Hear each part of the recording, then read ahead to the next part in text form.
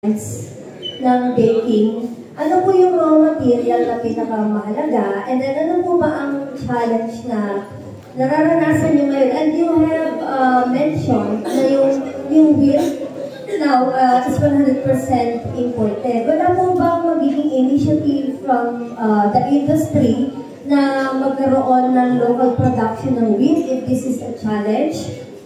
Okay. Ano po yung mga produktong...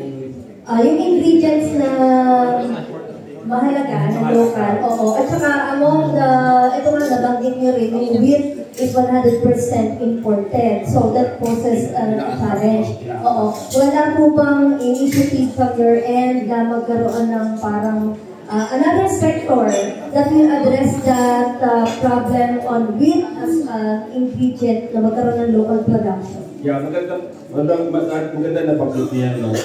Ang pagkakaalam po namin kasi medyo hindi naman pwede it's also about the climate sa bansa natin, no? Siguro kasi kung pwede magagandang meron.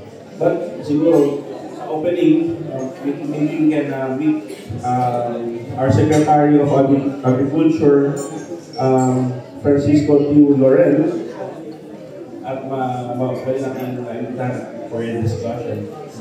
Is it possible?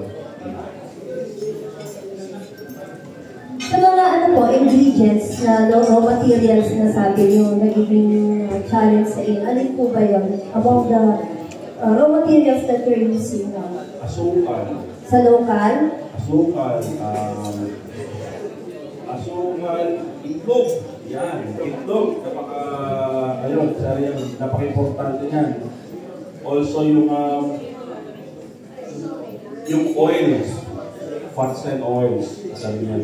Are these locally produced po ang nagiging problema o yung imported? Actually, ang oils kasi natin maraming imported din kasi few lang yung yun lang yung mga cost drivers natin kung ikaw sa mga ingredients. Ngayon po, na tumataas daw yung presyo nila, na-apektuhan po ba yung production natin?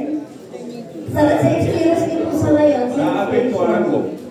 Definitely na-apektuhan tayo. That's why, inibitahan namin kayo to join or attend Bakery Fair for 3 days dapat kayo lang doon. Kasi iba-iba yan eh. Every day, iba-iba matutunan din doon. So visit us. Marami kayo matutunan doon. Para hindi maapektuhan yung selling price nyo. Diba? Para mag-enjoy kayo mag-bake ng mag-bake.